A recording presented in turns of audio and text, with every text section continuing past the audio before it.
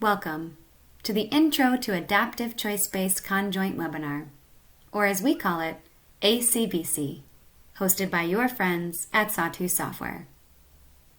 I'm Megan Pites, the Ingenuity Ambassador at Sawtooth Software. And while I'm going to help moderate this webinar, it is my colleague Erin Hill who will be leading us.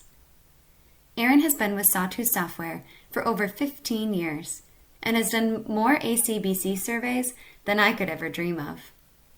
He plays a key role in answering questions from customers like you as the VP of Client Services, and is also a senior consultant on the Sawtooth Analytics team. Erin has a strong passion for ACBC since it leverages the best aspects of choice-based conjoint and adaptive conjoint analysis.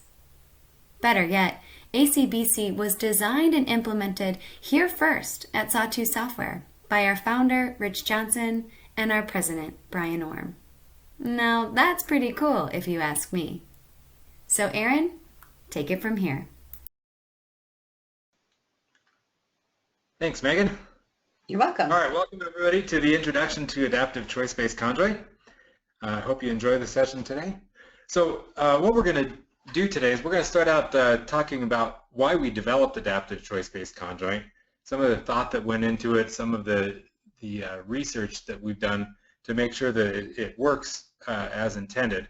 We're going to talk about what ACBC does, how it responds and adapts to respondent answers. We're going to show you how to build an ACBC survey, and then we'll talk a little bit about when you should use an ACBC survey compared to, say, a traditional CBC or another conjoint method. So several years ago at Sawtooth Software, we were trying to figure out ways that we could make choice-based conjoint better. We'd been collecting choice-based data for years and years, and initially, we used aggregate level models, so aggregate logit.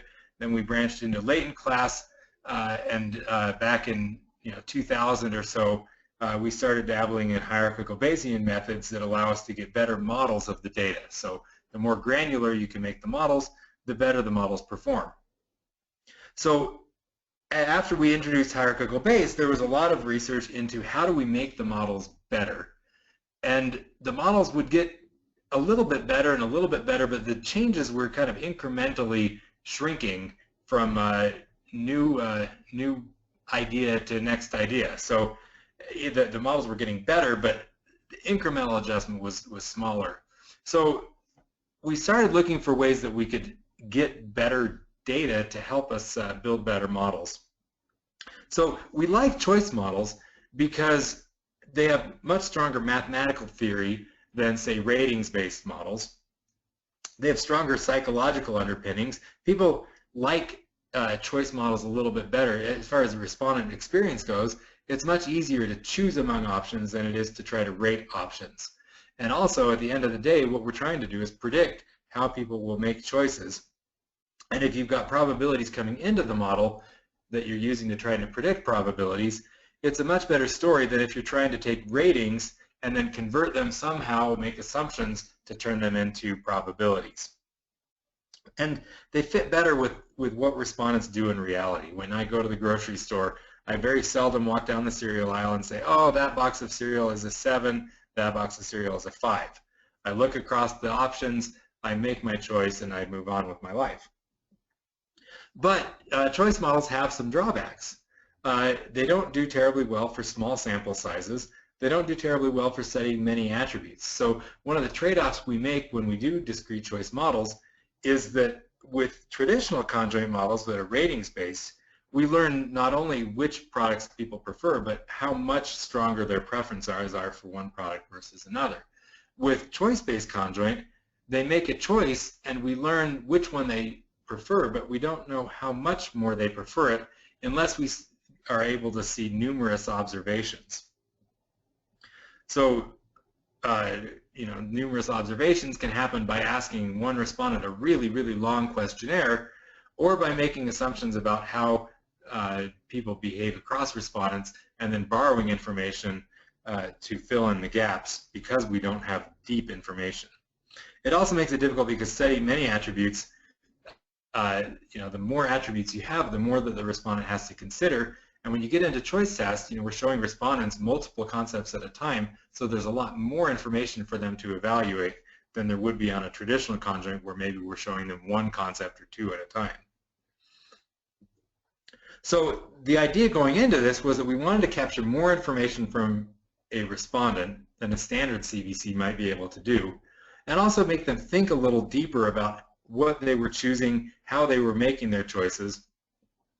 And perhaps if we could get better at capturing information, we could get better information which would allow us to require smaller sample sizes and be able to build better models for each respondent.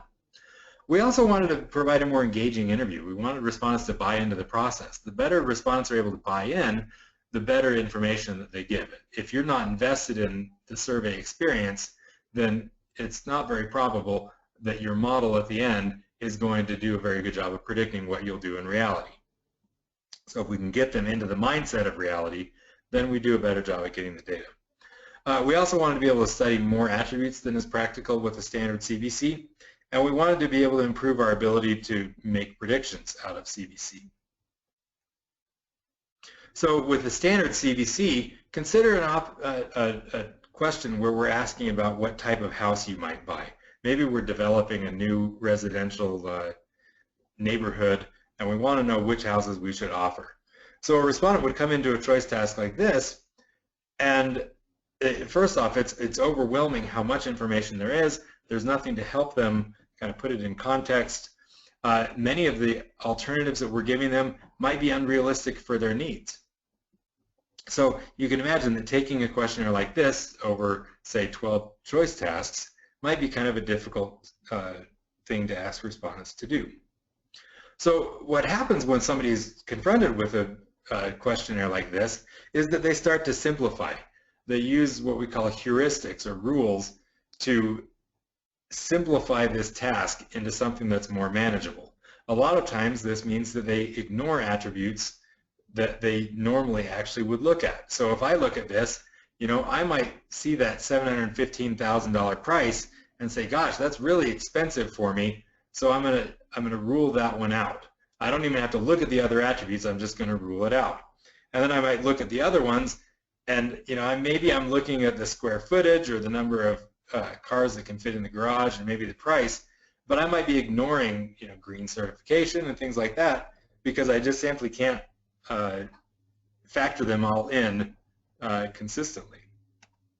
So what typically happens is that most respondents answer CBC tasks applying some sort of non-compensatory behaviors. We assume going into a CBC that if we offer them a bad alternative, maybe we offer them, say a high price, I can compensate for that high price by giving them higher square footage or a larger garage or a better bathroom or something like that. So we're assuming that it's an additive model and I can make up for a deficiency in one by increasing another attribute in the study.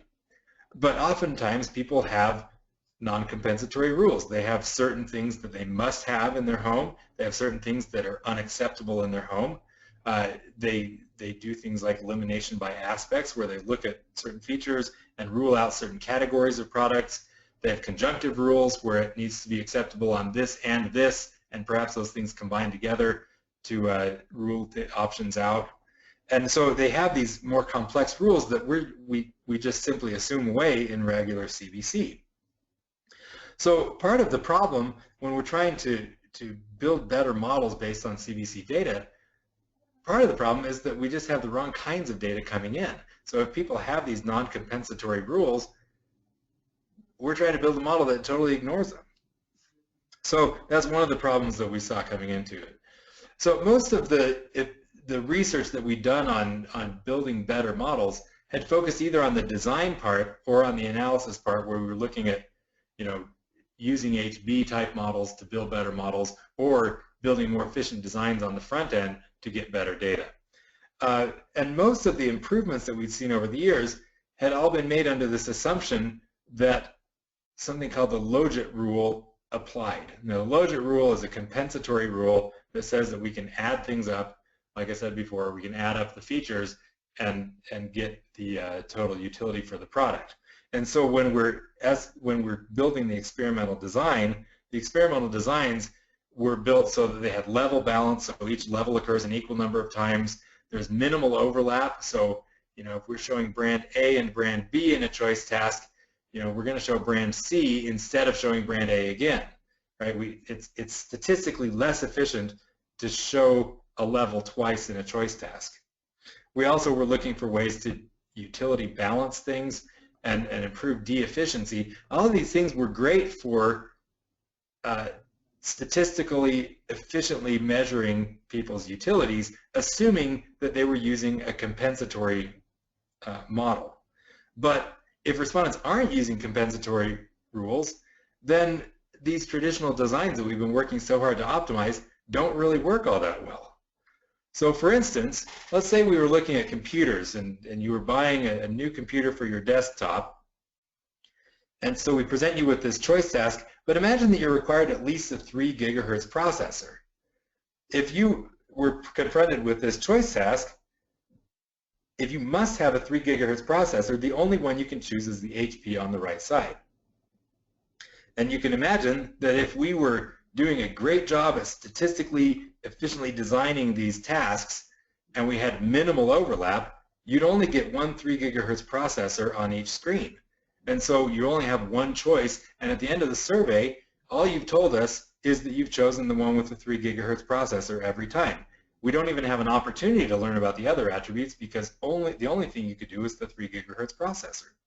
So a more efficient way to answer that question might be that if we could figure out that you required a 3 gigahertz processor, we could set all the computers at 3 gigahertz, and then we can allow you to look at the other attributes.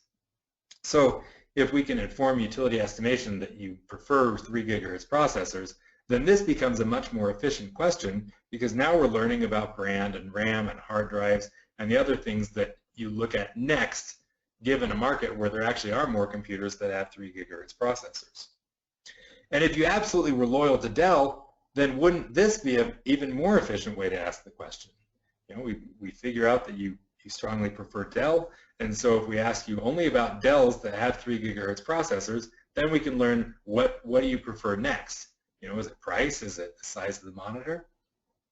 So this becomes a more efficient way to gather information on the features once we get past the fact that you have non-compensatory rules.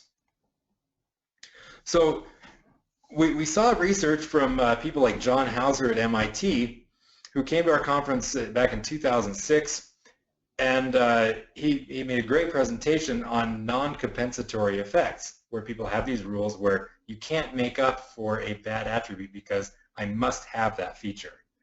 And so he said, hey, look, you guys are spending all this time looking at generating more efficient designs, but I think you're just asking the wrong question. Because if you're not taking into account these non-compensatory rules, then there's no way you can have the most efficient design in the world, and it's not going to get over the fact that I have to have a Dell. So there was that research. There's other academics that were looking at it. So Tim Gilbride, Greg Allenby at Ohio State. And again, they came back with this recommendation that the harder we worked at it, the more time we were wasting, because unless we were compensating for this, we weren't going to make any headway.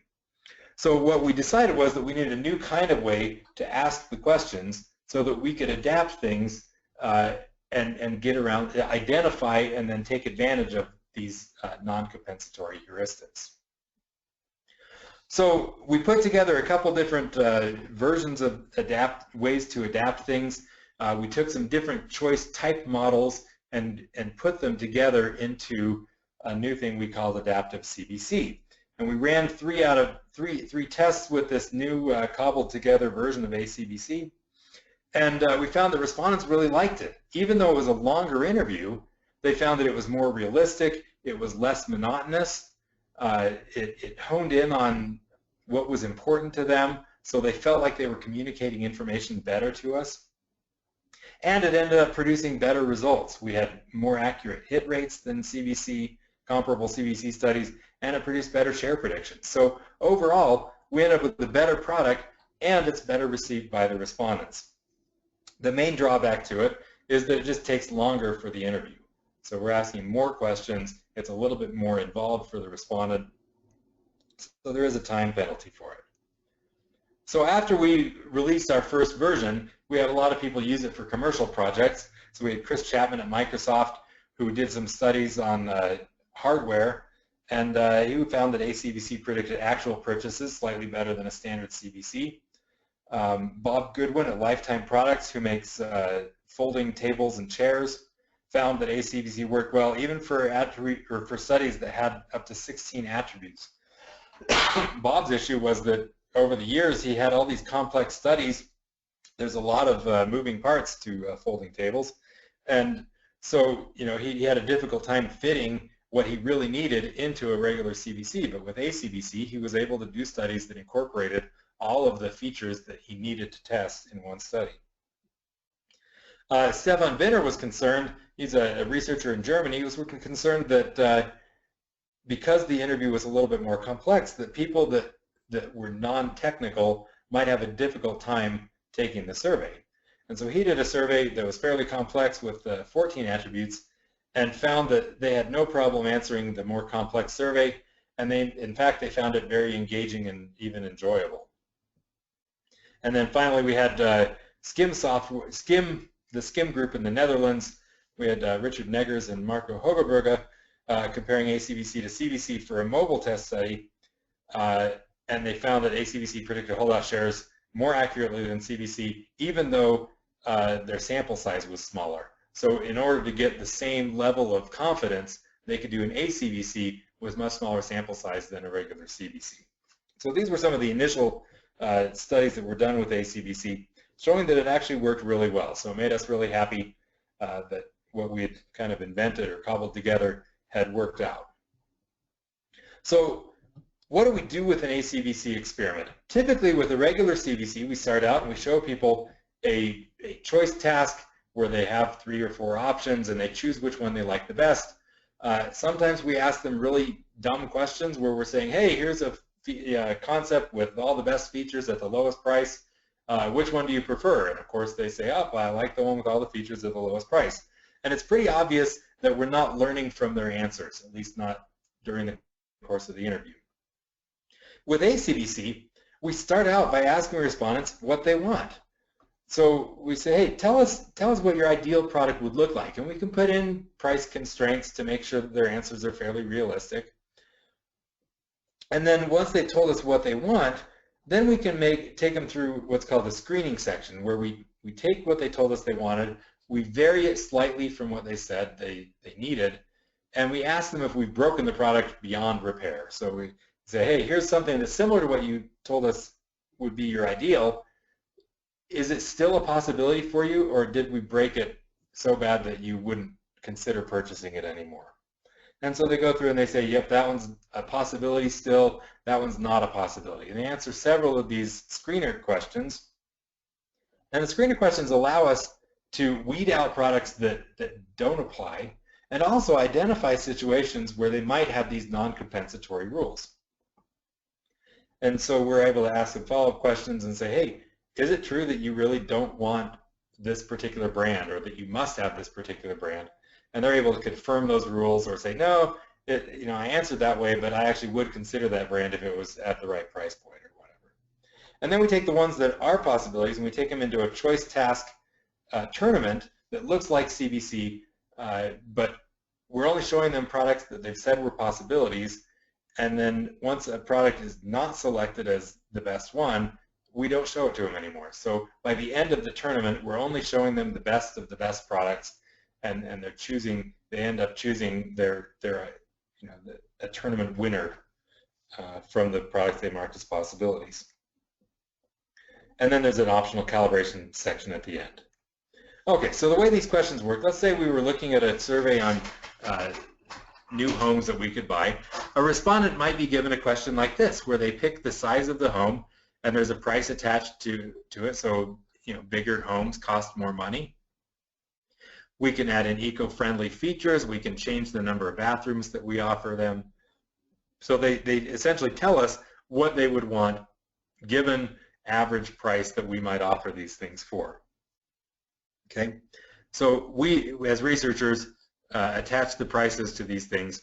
At the end of the day, though, it matters a little bit which prices we attach, just because we want to make it realistic. But what we do in the next section is we take this build your own product that they've put together, and then we vary it systematically. So we vary a few attributes at a time to build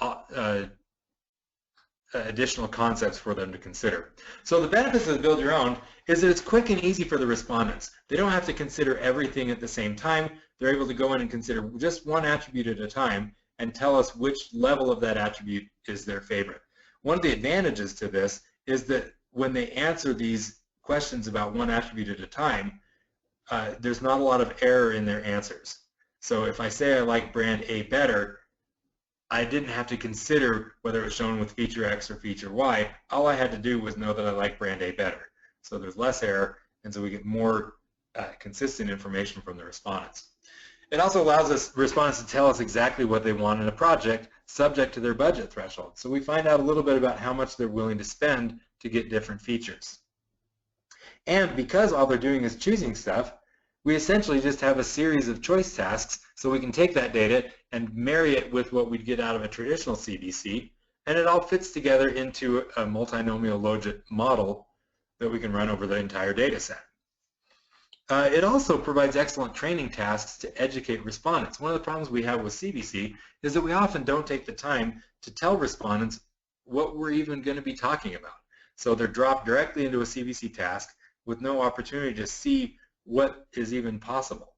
With the build your own task, it provides a natural opportunity for us to educate respondents on which levels are possibilities in this hypothetical world that we are constructing, and so they know whether products are good or not because they've been exposed to the whole gamut. Also, clients typically like build your own tasks because it allows our clients to see what people would put into a product if they were allowed to design their own product. So, we can give them a report that says, hey, this feature that you were really hot on introducing into your product line, when respondents were able to design their own ideal product, it was only chosen 13% of the time. So we get a direct read on how many times was that feature added to a product. So build your own is used for a couple different things. One is that it's included in the utility estimation. The second thing is that it informs us of what the most relevant product space is so that we can design the rest of the questionnaire so that it maximizes the amount of information we're able to collect given what they are interested in looking at. So with a typical CBC design, let's consider that outer circle to be the total attribute design space, so all the millions of different possible combinations of all the attributes and levels in our study. With a traditional CBC, we're trying to cover that entire space, so we're asking about products all over that larger circle in order to estimate the utilities in as efficient a statistical method as possible. With Adaptive CBC, once we know what their build your own concept looks like, we can explore just the neighborhood around where they said that build your own concept lives. So rather than exploring the entire space, we just explore the space that's close by, what we call the near neighbor design space. And we do that by just changing a few attributes at a time. So if I was doing a car study, and as a respondent I came in and said, well, my ideal car is made in the US and has a 4-door sedan and it's a red exterior and a black interior, etc. I might show them a concept that was also made in the US, was a 4-door sedan, had a black interior, but we changed the exterior to black, and we changed it from all-wheel drive to front-wheel drive, and we changed it from a 3-year extended warranty to no extended warranty. Other than that, the car is the same as what I said was my ideal. And so we're going to make a couple changes, and then we're going to ask the respondent, well, is this still a possibility for you? Would you still consider it, or did we break it so bad that you would never consider it? And then we're able to create multiple near neighbor concepts so that during the course of an interview, a respondent might see 24 to 36 of these near neighbor concepts that again vary just on maybe a third to a half of the attributes that we're studying. So typically we vary up to about a half of the attributes. So for a 4-attribute study, you might vary 1 or 2 of the attributes at a time. For a 6-attribute study, you might vary 2 or 3 attributes at a time. For a 10-attribute study, you might vary from as little as 2 to as many as 5 or 6, maybe 5 attributes at a time. And by doing this, when we vary these attributes, we're gonna rotate which attributes we're varying so that we cover all of the attributes by the time we're done with these 24 to 36 near neighbor concepts. We're also going to vary which levels of each attribute we test out. So, we know that we're going to show the red exterior quite often because that's what they've chosen to build your own. But we might, when we go to choose the other exterior colors, we're going to make sure that black is chosen as often as green and as often as blue. So we're going to make sure that we're balanced across what we choose for those near neighbor concepts. So we have full coverage. And in the end, what this means is that we end up with designs that, even though we're starting from this point that the respondent identified, we end up with nearly orthogonal designs. Often they can be very, very close to perfectly orthogonal. But we tend to get a little bit lower design efficiency because we are repeating levels more often. So that red interior that we saw is going to be seen more often because that's what they told us that they wanted. Right? So there's going to be some correlation across these attributes. Red exterior is going to show up with black interior quite often because that was what they told us that they wanted. But the nice thing about this is that even though our statistical efficiency may decrease just a little bit, we more than make up for it by having increased efficiency with regard to the respondent level error. So we're asking better questions, and so even though our statistical efficiency might suffer a little bit, we're asking questions that are just more relevant to the respondent. So this is an example of the screening section. So based on the information that I gave the software regarding my ideal home preference, it's going to create some concepts that are similar but differ in a couple ways. So you can see that 2 of the 4 we've changed the square footage. So I probably said that I wanted a 3,000 square foot house with standard construction efficiency, and so 2 of them vary on square footage, 1 of them varies on the construction efficiency. We got 1 of them that's a different bedroom configuration than I probably wanted. So you can see that we're varying it a little bit, but by and large they look very similar to what I said that I wanted. And so I'll look across this as a respondent, and I'll look for ways that break these things. So I might look at it and say, oh man, $623, that's a lot to pay for a home. $636, that's out of my budget threshold now. And so when you made those changes to what I had said was ideal, you broke it because now you're charging me too much. So I'd mark those as not possibilities anymore. I might look across the other ones and say, oh, you know what, the second one over, that one's not good either because the schools are bad. Who wants to be in a neighborhood with terrible schools? So as a respondent, I look at these and I rule some of the concepts out. Now, the software is going to look across those things that they ruled out or ruled in as possibilities, and it's going to try to identify patterns of their responses. So the reason that we do these screening questions is that what we believe happens when people make choices most of the time, especially when there's complex product choices, is that they look at the options that are available and they have what's called a consideration phase where they consider the alternatives and then use heuristics to quickly as possible narrow down their product choices to a reasonable number. People in general do a terrible job if they have to choose one from a set of 100 very different products. So what they do is they say, okay, well, I'm going to simplify this as much as possible. I'm going to use rules. So, I go to the grocery store, I'm looking for cold cereal. I'm going to look across it and say, I'm not a granola eater. So there's 100 cereals to choose from. 20 of them are granola. I just reduced my consideration set to 80 because I got rid of all the granolas. And then I say, okay, well, now I don't want, maybe I don't want store brand, so I got rid of another 30. And so we make these blanket decisions about which things we even want to consider, And then once we've got it down to 2, 3, 4 products, then we make a choice among those 2 or 3 or 4. And it turns out that people do this all the time. Very often people are using non-compensatory rules in the consideration stage to develop a more manageable consideration set. And then once we've narrowed it down, then we give a lot more thought to which of the 2 or 3 options do I really want to choose. What flavor cereal, between Fruit Loops and Lucky Charms, do I really want marshmallows tomorrow morning, or do I want the fruity flavors? Right? So I choose which one, or maybe I'm looking at price or whatever.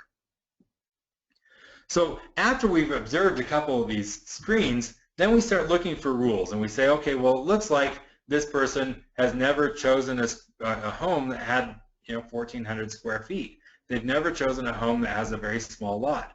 They've never chosen a home that was built back in 1980, which is the oldest home that we considered here. And so we asked them a question that says, hey, it looks like you've never chosen homes that had these 3 features. Which of these, if any, are absolute rules for you? And so we allow them to choose one at a time and tell us which ones are actual rules for them. So I might say, oh, well, I'd never choose a 1,400 square foot home. And as a researcher then, I look across the things that I was going to show them that were carefully orthogonally designed, and I say, oh, well, now that I know that you'd never consider a 1,400 square foot home, I can just pre-answer these and say, yep, that one's not a possibility, that one's not a possibility, that one's not a possibility, that one's not a possibility. Now I don't have to ask you those questions. I can generate X number of new ones that don't have 1,400 square feet, and so now I'm getting better information because I can just pre-answer all those questions and rule them out and ask questions that are more appropriate for your needs. So, and the reason that we do it this way is that back in the early days of Sawtooth software, we had a product called ACA, we still have it, but we allowed respondents to tell us at the very beginning of the survey which levels were unacceptable. And what we found is that people are very aggressive in telling us that levels are unacceptable. So if I ask people, hey, what car colors are acceptable to you, in the absence of any context, people will say, oh, green, pink cars are unacceptable. But it turns out Megan may not want an unacceptable car, but Megan, if I offered you a pink Ferrari at $30,000, would you buy it? You know what? That sounds like a good deal to me. Hey, all of a sudden her unacceptable pink became very acceptable in the right context. So the reason that we ask these questions, we're asking them to consider different alternatives first, is that we actually want to observe that behavior multiple times before we say, hey, we think there might be a rule there, right? And that way we're only asking about things that we've actually observed. So if I observe that Megan rejects pink cars over and over and over again, even if they're Ferraris at $30,000, then I feel far more confident saying, yep, Megan, no matter what else happens, she refuses to buy pink cars. So that's the way we find out if things are unacceptable or not. And so it makes a more efficient interview because maybe we'll ask 24 to 36 of these screener questions, but we might end up with 50 or 60 questions worth of information because if they screen things out, I can pre-answer the ones that I was planning on asking. Must-have questions are kind of similar to the unacceptables, except we're asking the opposite. So, after observing for a while, we might come back and say, hey, it looks like you need at least 2,200 square feet. Is that a rule for you? And same rules apply where, they're only allowed to choose one of these at a time. All right, and then the final section of the final required section of the ACBC survey is a tournament where we take all the things that they said were possibilities. So way back here, when you say something is a possibility here, we're going to move it forward into the tournament. We're going to pair things up so we minimize the amount of information that you have to consider in any given task.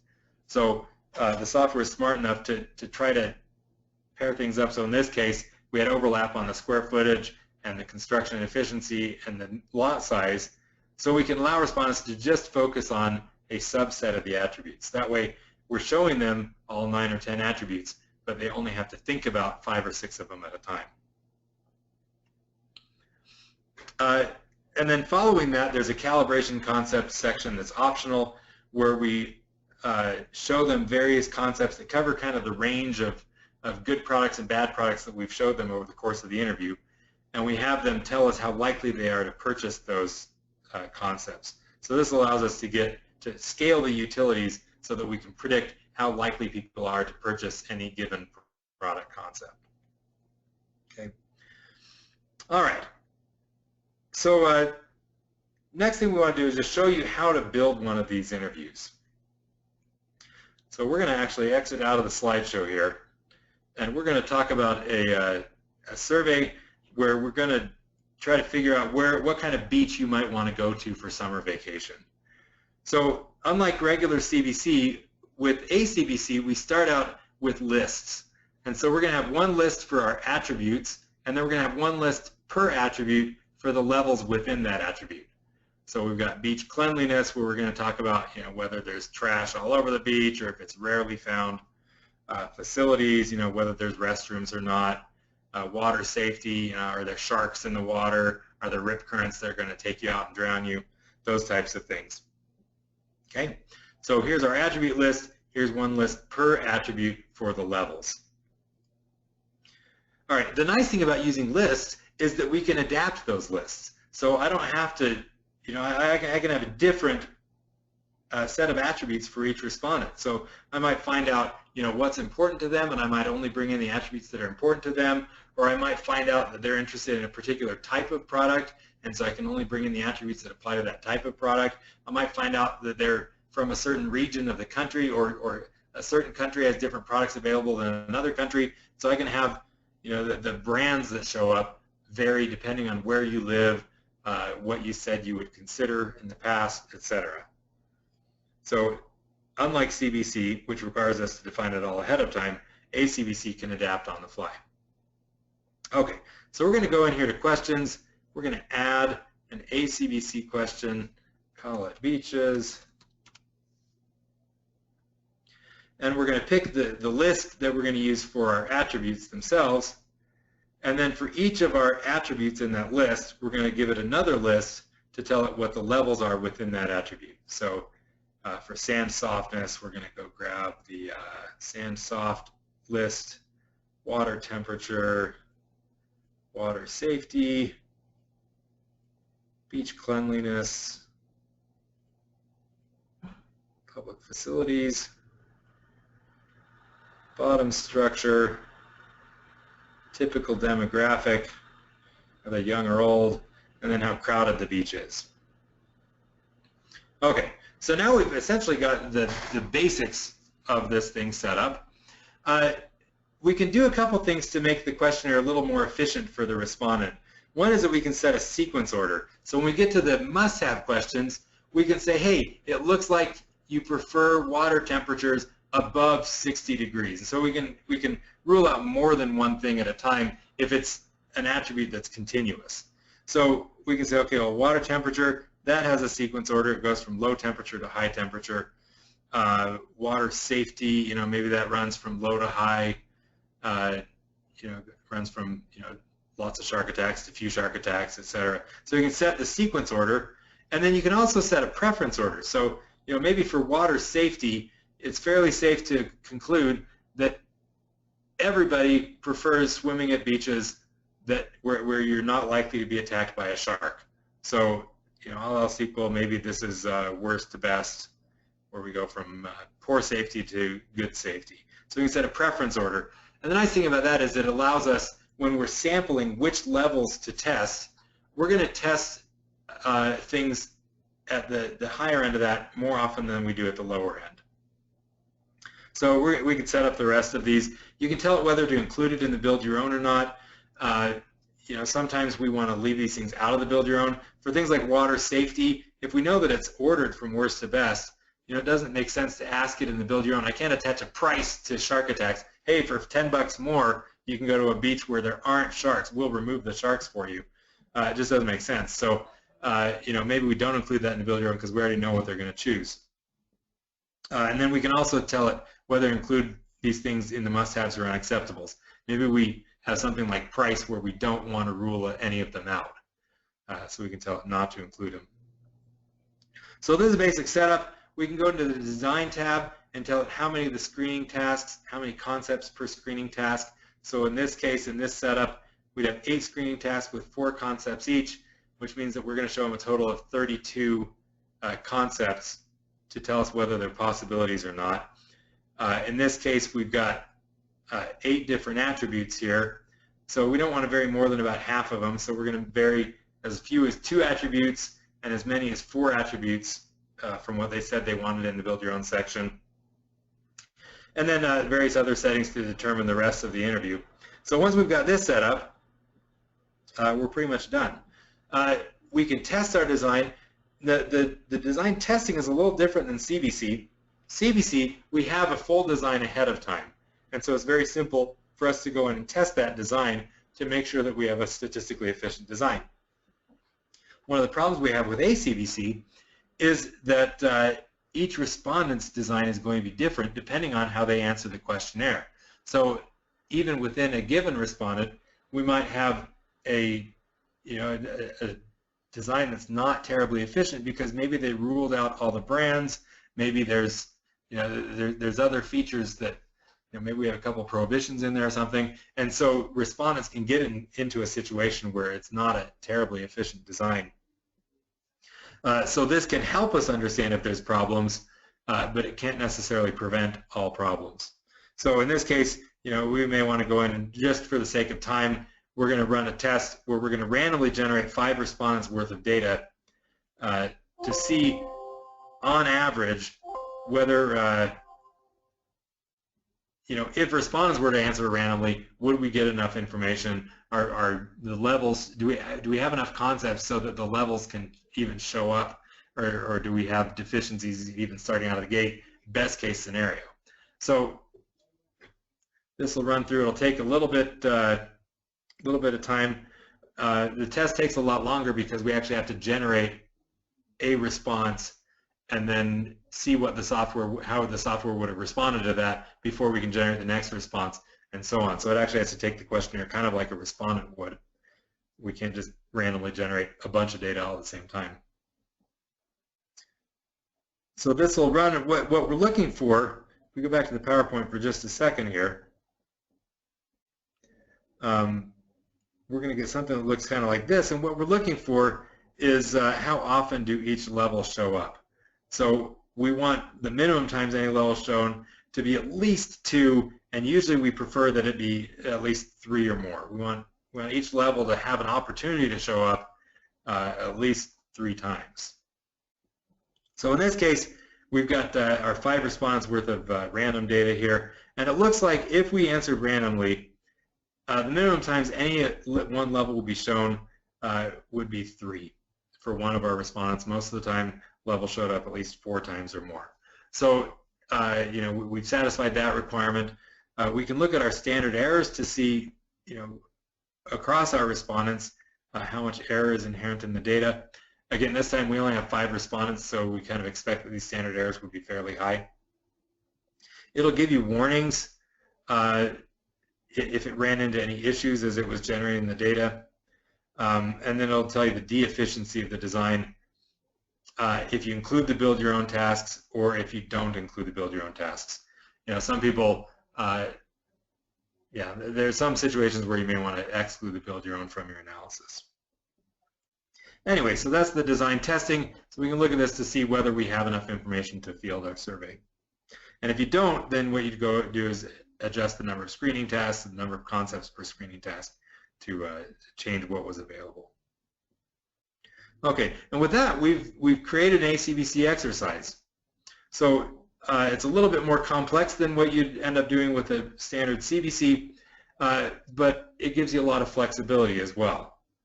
We can do alternative specific designs with this. We can have the lists vary for the attributes and levels, so it gives us a lot more flexibility in how we ask the questionnaire. Let's go back to the slides for a minute just so we can review some of this stuff. So specifying attributes in ACBC, all attributes and levels come from lists in SSI Web.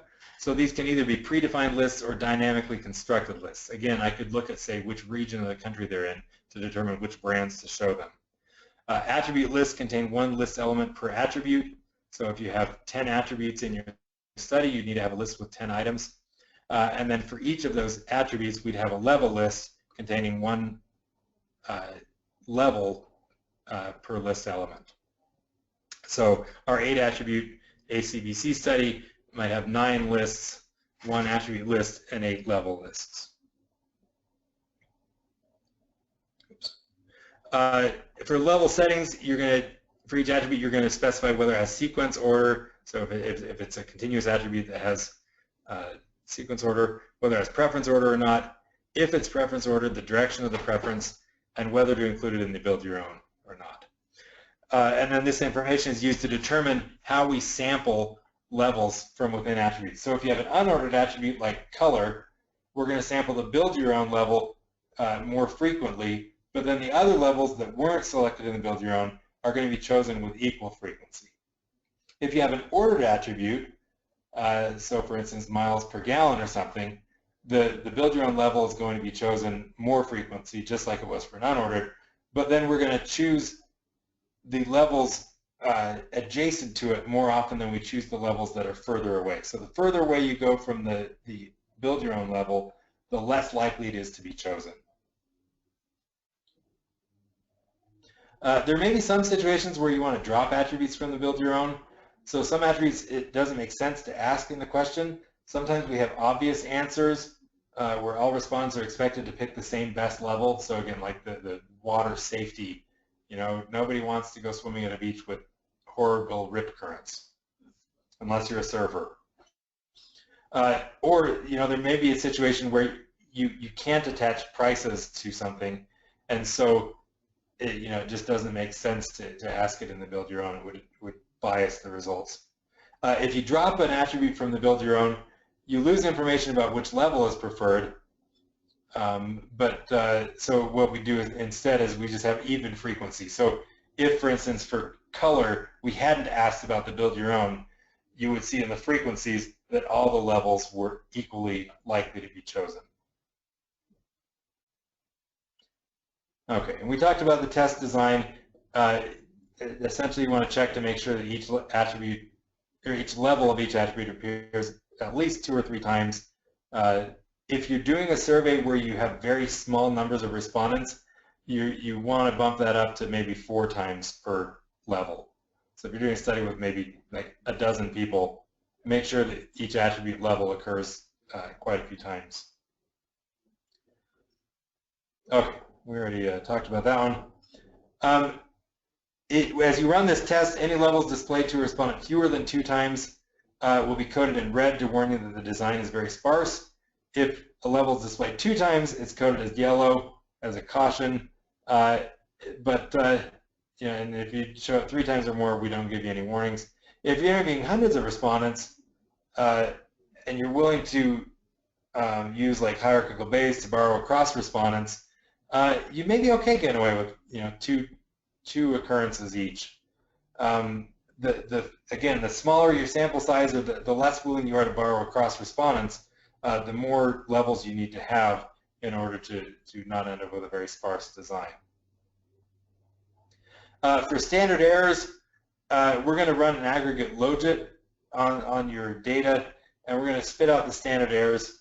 Due to the adaptive nature of the design, standard errors for robotic respondents tend to be fairly high. So typically we don't stabilize those until you have about 500 or more robotic respondents take your survey.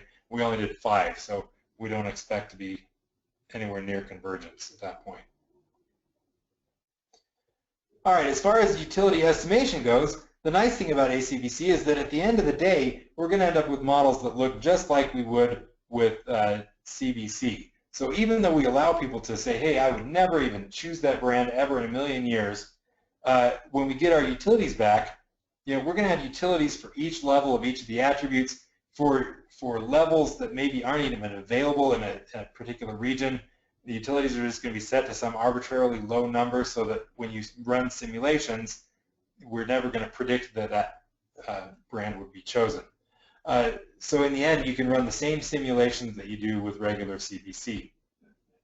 And if we set up the analysis right, it should compensate for these non-compensatory rules and missing levels and missing attributes and things like that, so that your analysis should just run just like regular. There's three ways that you can estimate utilities. The first one is called Johnson's monotone regression. We've also got standard HB, just like comes with CBC. And then we've got a modified HB that takes into account the fact that we've got different types of questions coming into the data set. So Johnson's monotone regression does not borrow data across respondents. It takes each respondent's data set and it essentially treats it like rank order data and is able to estimate utilities even for very small samples. The caveats here are that generally, if you are able to constrain utilities at all, you probably should impose utility constraints so that the model is able to better fit reality. Typically, we'd recommend longer questionnaires, so larger pools of near neighbor concepts. So maybe instead of showing 8 questions with 4 each, maybe you show 10 or 12 questions with 5 each. So each level can be shown at least 4 times. Recommend that you strongly consider how many levels you have within your attributes so that you don't overtax the respondent. Johnson's monotone regression is great if you have very small sample sizes. In practice, we find that once you have above a dozen respondents, generally you're better off going with hierarchical Bayes than you are sticking with Johnson's monotone. So it's very seldom that we actually use this, although it works quite well. Generic HB allows us to take information about the distribution of the utilities across respondents to help us make better guesses at what each respondent's utility should be, even given sparse data sets. It's built in ACBC functionality in the SSI web system. It's the default. It works well with as few as 10 respondents. One of the issues with generic HB is that it treats the data that's coming out of the build your own section and it weights it equally with the data that's coming out of like the choice tournament, where there should be a lot more error. So we've got data with very little error being merged in with data with a lot of error, and we're treating it the same even though it's coming from different sources. So generic HB tends to work really, really well. We do offer something called Otter's scale-specific HB model that allows us to compensate for these different sources of data. So it takes into account which source the data is coming from when it's borrowing information and estimating the utilities. So if you're doing studies for like academia, they may care about this Otter's scale-specific HB model. It may end up with slightly better utility estimates. But what we find in practice, so we spent a lot of time actually putting this into the software because people say, hey, you're going to have problems with your analysis if you don't do this adjustment. But after we've done dozens and dozens of, hundreds of studies now, we find that when we compare the two, we end up with virtually identical utilities either way. And for marketing type studies, you end up coming to identical conclusions whether you use generic HB or Otter's scale specific. So, time-wise and effort-wise, we find most of the time we just use generic HB because the additional time and resources required to run Otter's takes a little bit, it doesn't give you enough of a benefit. Okay, but it is an option. All right, last one we want to talk about is just comparing methods to figure out which method you should be using. So compared to standard CBC, we find that ACBC generates more accurate individual level predictions and market simulations, especially if respondents are using these non-compensatory rules. And the reason is that we're just getting more, first off, we're getting more data from each respondent, partly because it's a longer questionnaire, partly because when they rule things out, we can assume their answers to questions that we didn't even have to ask them. And then also it allows these non-compensatory rules so we can better understand what makes people tick. It requires somewhat smaller sample sizes to estimate population parameters. So if you're looking at like standard errors, if you want a certain fit to your model and you had an option of running an ACBC versus CBC, CBC would take more sample to get the same level of prediction error. ACBC you can use with even just one respondent if you need to, whereas CBC, often we find that if you don't interview 20, 30, 40, 50 respondents, your model won't even converge. You can't even get utilities out of it. Whereas ACBC, you could do it with one respondent and still end up with a usable model. ACBC also provides additional information. So CBC will give you just regular utilities for each of the levels of each of the attributes. ACBC also gives you information about which products, which levels were selected in the build your own. It gives you information about what the winner of the tournament looked like across respondents. It gives you information about how often your feature that you were most interested in putting into new products was absolutely rejected, and people said, hey, that's totally unacceptable that it have that feature. Or on the alternate side of it, how often they said it was an absolute must-have feature. So these types of things, even ignoring the utility model, this can give really critical information to our clients. It tends to be better for market segmentation because we end up with better data for each respondent. Respondents tend to like it better, so clients are a little happier, and we can include larger numbers of attributes than we can with CBC. It does have some weaknesses though. So again, surveys are often 2 to 3 times as long as a comparable CBC study. There's not support for some CBC goodies. You can't do like a chip allocation study with ACBC. You can't include the traditional none. So if you want to say, hey, here's 3 product options, or you can choose to not do anything. We don't have that in ACBC. It's more complex to program and to analyze. You're going to put a little bit more thought into constructing an ACBC than you are with a traditional CBC. It has to be administered on the computer. So if you're doing field work where you require a different interviewing platform or paper surveys, you're not going to be able to do it with ACBC. It may be overkill for small attribute studies. So if you're looking at a study where you only have 4 attributes, you can do a really, really short CBC or a really, really long ACBC, and you'll end up with about the same results. So if I'm looking at 4 or 5 attributes, I may end up going with the CBC just because I can do it in a much shorter interview and get about the same results. Another thing that's not listed here, ACBC does have a weakness where if the vast majority of your attributes are ordered and you can't attach prices to them, the whole ACBC process becomes a total disaster. So, and this comes up very often with like pharmaceutical studies. Suppose you're doing a study on chemotherapy drugs, and your attributes are things like how often do you get heartburn, what percentage of your hair falls out, things like that. And then you've got an attribute which is how likely are you for this to cure your cancer. They're all very obvious, very ordered things, but yet you can't put prices on it to make it, to balance that out. So, you go into the build your own, and people say, yep, I want the lowest side effects, and I want the highest efficacy rate. And then you go into the possibilities section, and they say, none of these are possibilities for me because they all have terrible side effects. And then you go to the choice tournament, and whichever product concept happened to have the lowest side effects and the highest efficacy rate is going to end up being the winner. So, at every step of the way, the answers are very blatantly obvious, and so the whole process just kind of fails. So if you can't attach levels or prices to them, sometimes you may want to do a regular CBC or an ACA type study instead. Hey, Aaron, real quick, I'm going to jump in on the note about must be administered on a computer. We did have a question come in, and it's a computer in the sense that the design is computerized, right? However, we have offline interviewing capabilities, also known as CAPI, which you could use for an ACBC, or if you were doing mobile phone interviewing, you can use an ACBC. Just make sure that it appears properly on the screen and things like that. So just as long as the design can access our computer generated designs, then you can do an ACBC.